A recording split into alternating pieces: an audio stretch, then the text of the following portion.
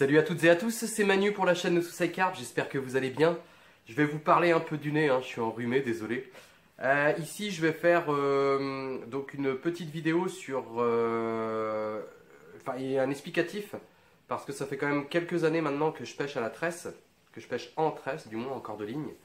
Et j'ai beaucoup de questions à ce sujet-là, et donc je vais essayer de répondre en vidéo et expliquer un petit peu ce que moi j'utilise. Et comment je l'utilise. Et puis voilà quoi, ça reste ma façon de faire. On est bien d'accord, des nœuds, il y en a des bien mieux sûrement, mais bon, quand on a un nœud qui tient, on reste là-dessus et puis voilà quoi. Donc, pour commencer, la question qu'on me pose souvent c'est est-ce que je prends une tresse coulante, une tresse flottante?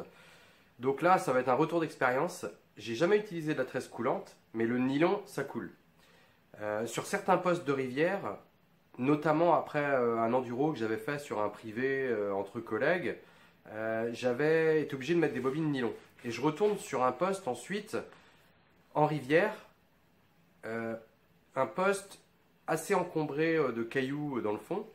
Et d'habitude, je le pêche avec ma tresse qui est une 4 brins flottante que je vais changer. Et comme en temps normal, ma bannière s'accrochait jamais, peut-être un peu, mais très rarement dans les enrochements, en détendant et tout, puisque ma tresse étant flottante, elle reste pas à la surface, mais elle reste un peu entre deux eaux. L'air emmagasiné entre les brins fait que elle tient un petit peu comme ça en équilibre dans l'eau, quoi. Et cette pêche-là, lorsque je suis arrivé, j'ai vu, j'ai dit mince, j'ai oublié de remettre mes bobines 13, donc je suis en nylon. Bon, tant pis, c'est pas grave. Je fais exactement la même pêche que d'habitude. Je n'ai pas arrêté d'accrocher le corde-ligne dans le fond. Pourquoi? Parce que mon corde-ligne est descendu se poser sur le fond, et là, catastrophe. Enfin, pour moi, pour l'endroit, c'était catastrophe. Donc en fait, c'est pour ça que je vous dis que c'est un retour d'expérience, et moi, personnellement, je conseillerais en fait d'utiliser de la tresse classique, donc une tresse flottante, couplée donc avec une tête de ligne à la fin en nylon, en 40, 50, vous pouvez monter, plus il y a d'enrochement, plus vous montez haut en nylon. Moi, généralement, je suis à peu près en 40 centièmes, ça me suffit. 40, 45, 50. Et donc, je laisse 10, 15 mètres à peu près de tête de ligne nylon, couplé donc après à mon corps de ligne tresse flottant.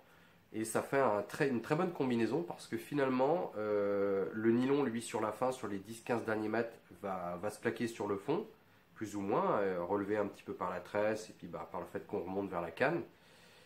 Mais du coup, j'ai pas d'accroche sur le fond. Et quelque part, si vous êtes en plan d'eau ou un coin de rivière, c'est sableux, il n'y a pas d'obstacle, il n'y a rien, et que vous souhaitez vraiment couler votre bannière, vous pouvez toujours mettre un backlead. Donc l'un n'empêche pas l'autre, quoi. Voilà, donc après, moi actuellement j'ai de la tresse 4 brins. Alors à savoir qu'il y a de la 4, de la 8, de la 6 je crois, il y a de la 12, enfin voilà.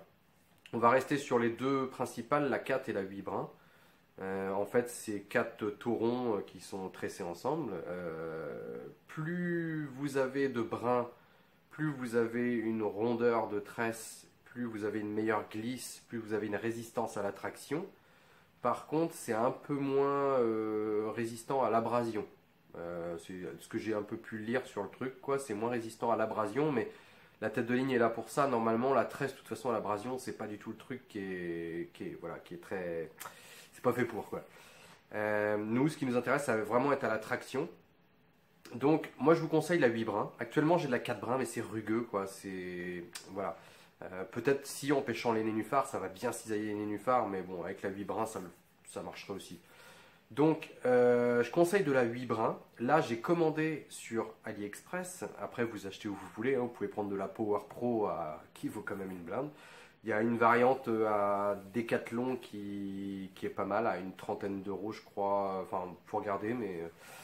Et bon là, imbattable, je prends sur AliExpress. Donc je vous mets le lien de celle que j'ai commandée.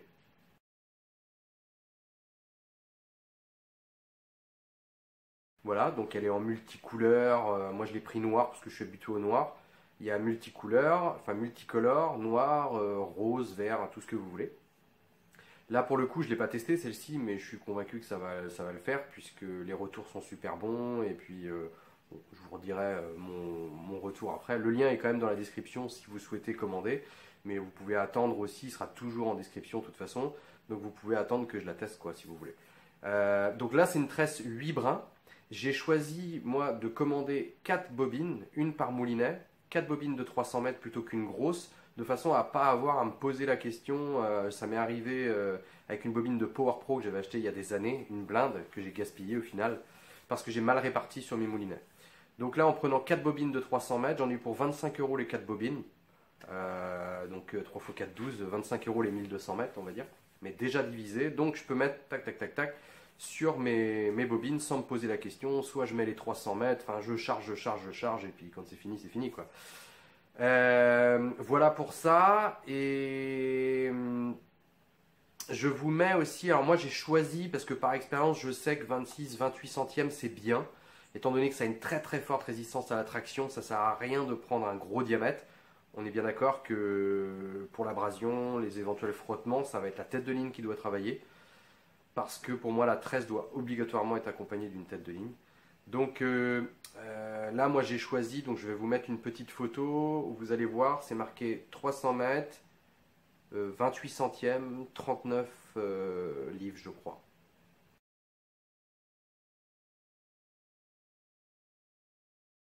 Voilà, comme ça vous avez tout en détail. Si vous voulez aller chercher sur AliExpress, si vous voulez prendre la même, bah, vous avez tout bien en détail quoi. Ensuite, je vous mets une petite séquence. Alors moi, je fais le nœud. Comment il s'appelle déjà? Le nœud sans nœud finalement. Et nœud sans nœud ou le nœud baril. Je sais plus. En tout cas, je vous le montre. Vous pouvez le retrouver sur internet. Je viens de le faire ici là en petite séquence. Je vous la fais en voix off. Alors, tout d'abord, je prends du nylon. Ici, ma tresse. Je croise les deux. Donc, je fais juste voilà, un enlace l'autre. Ici, au niveau du nylon, comme c'est du nylon en général assez gros, 4 tours suffisent. Je passe dans la boucle qui a été formée donc au tout départ. Ici, pour le bien de la vidéo, je ne vous montre pas, mais il faut un petit peu saliver sur votre nœud. Vous tirez, et dans la mesure du possible, vous prenez aussi l'excédent que je suis en train de tirer avec mon pouce ici, là. Vous le prenez dans la bouche, et vous tirez tout en poussant votre nœud. Si vous accompagnez bien votre nœud, en général, ça se passe bien. Ici, de ce côté-là, je reprends la tresse qui, elle, se retrouve juste coincée par le nœud du nylon. On va faire plutôt 6 tours minimum, parce que ici, je suis en tresse 4 brins, ça va pas être trop glissant. Mais en tresse 8 brins, on va avoir une tresse qui est plus glissante, donc le nœud risque de s'échapper, de se défaire. Donc n'hésitez pas à laisser de l'excédent et de faire 6-8 tours s'il faut. Donc là, idem, on repasse dans la boucle du départ, c'est exactement le même nœud en fait. Là on vient tirer, il faut accompagner. Donc devant la caméra, c'est pas facile à montrer. Parce qu'en général, je tire comme je vous dis sur l'excédent avec les dents pour vraiment accompagner, il faut s'entraîner. Voilà, et donc c'est deux nœuds en fait, sans nœuds, qui vont se serrer l'un contre l'autre, tout simplement.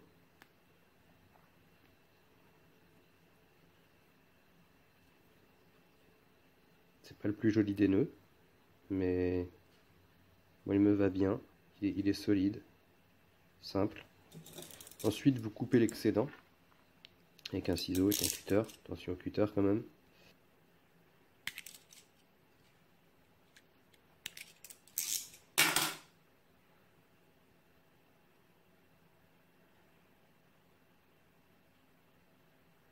Donc ça c'est mon nœud, c'est sûr que si vous voulez fouetter et tout, il y a des nœuds qui sont mieux, qui sont un peu forme conique et tout ce qu'on veut.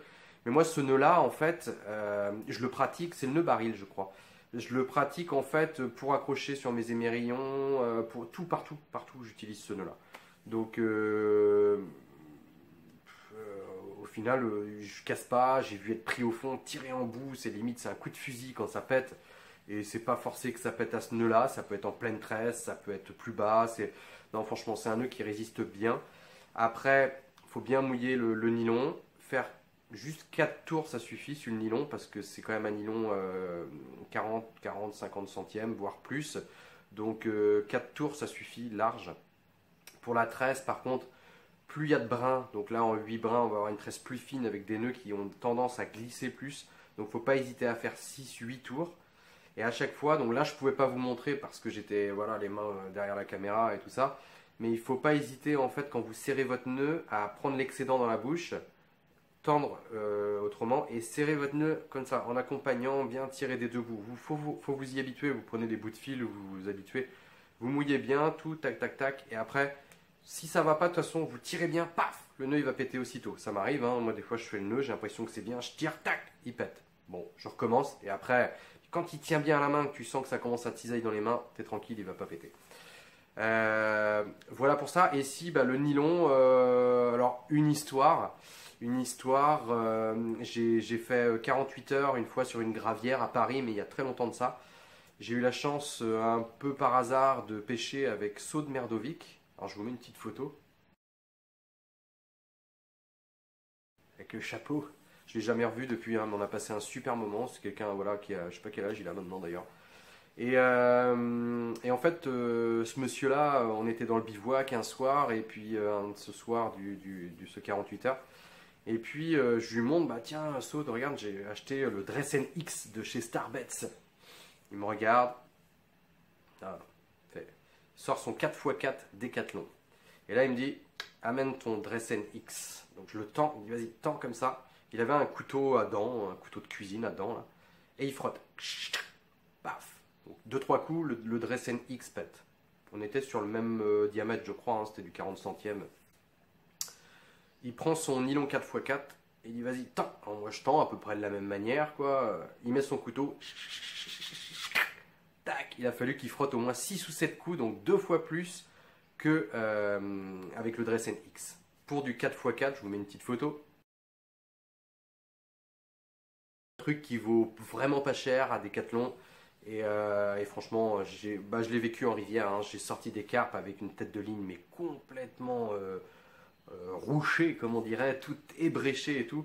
Et au final, c'est sorti, quoi. Donc, ouais, c'est efficace. C'est efficace, c'est pas cher. Voilà. Donc, c'est tout pour cette vidéo. Mercredi prochain, j'espère qu'on va faire du poisson. Parce que là, ces derniers petits coups de pêche que j'ai fait une nuit capot, une matinée capot et un petit coup rapide là où j'avais fait la décroche, là, dans une des dernières vidéos, capot. Avec ça. Donc, pourtant les pressions, là, ils annoncent une belle dépression, parce que là, on est mardi, hein. Vous, c'est mercredi, je la tourne la veille, encore dernière minute. Demain, mercredi, j'espère que je pourrai y aller faire un petit tour, parce qu'ils annoncent une dépression. Donc, ça va bien chuter mercredi, jeudi, là. Donc, je vais essayer d'aller jouer l'opportuniste et trouver un endroit, voilà, où je pourrais peut-être tenter de séduire un poisson. Bon, c'est tout. J'ai remis aussi en description de vidéo, on m'a fait la remarque, j'avais pas mis le pistolet, tiens, qu'on voit là d'ailleurs, le pistolet pneumatique. Donc je l'ai rajouté en description. Et autrement, c'est tout ce que j'avais à dire. Je travaille sur le Deeper, là, le support Deeper, parce que merci John. Merci John, mon collègue, il m'a prêté le Deeper Pro Plus. Et donc j'ai commencé à modéliser la même chose que pour le Lucky. Sauf qu'il n'est pas fait pareil, donc il faut ajuster. Hop. Hop, hop. Là, c'est le sens. Et donc, pourquoi je suis resté sur le même modèle, puisque sur le comment... Ah, je me débrouille comme... Voilà. Tac. Donc, pourquoi je suis resté sur le modèle comme ça? C'est parce que c'est pour adapter sur le bateau amorceur que je n'ai pas là, chinois que j'ai là, que vous avez vu dans les précédentes vidéos. Et donc, je garde le même principe. J'aurais pu me fixer sur les vis qu'il y a dessus et tout. Mais... je reste sur le même principe parce que Ça a quand même un bel effet chasse eau, on va dire. Et vraiment, je m'en suis encore servi ce matin, parce que c'est ce matin que j'ai fait un petit coup de pêche capot. Je me suis amusé avec le bateau et tout, et franchement, ça va vraiment bien, quoi. Donc je me suis dit, pour le dipper, il faut que ce soit exactement la même. Et le jour où je fais un système d'accroche universel, c'est pas encore gagné. Peut-être je mettrai pas ça, ou je sais pas. Mais en tout cas, il va sortir là très bientôt. Je sais qu'il y a des gens qui l'attendent.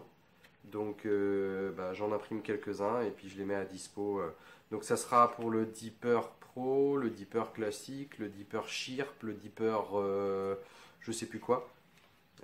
Parce que normalement ils ont tous la même forme, je l'espère. Par contre le Dipper Start est encore différent. Alors bon, si vous voulez que je modélise pour le Dipper Start, bah, vous m'envoyez un Dipper Start que je modélise autour, quoi. Je vais pas aller en acheter un quand même. Donc voilà. C'est beau, hein. C'est beau. Bon, et ben sur ce, on va pas faire une vidéo beaucoup plus longue, surtout pour raconter des bêtises après là. Je vous dis à mercredi prochain. J'espère que je vais faire du poisson ce coup-ci. J'espère avoir répondu aux questions concernant la tresse, tout ça. L'avantage de la tresse quand même, c'est aussi que ben, quand vous pêchez proche des obstacles, par exemple, vous pouvez détendre votre fil, mais entre une bannière, vous voyez comme ça, un petit peu détendue en tresse et une bannière un peu détendue comme ça en nylon. Au moment où le poisson prend du fil, ça se tend tout de suite avec la tresse, vu qu'il y a zéro élasticité. Avec le nylon, le temps que ça se tende plus l'élasticité derrière, votre poisson, il est logé dans les branches.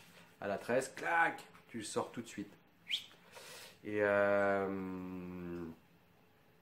et bon, ça pardonne moins, hein, c'est sec hein, et tout, mais franchement, même quand tu lances, t'accompagnes à la descente, paf, tu sens le plomb se poser au fond, c'est tout de suite le substrat, à peu près la profondeur d'eau. Pour pêcher à la tresse en cordeline depuis maintenant, je sais pas, peut-être 10 ans.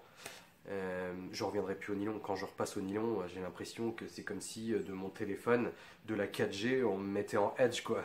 Tu perds toute info, c'est... Voilà. Bon, après, c'est mon point de vue. Allez, je vous dis à mercredi prochain et en attendant, bonne pêche!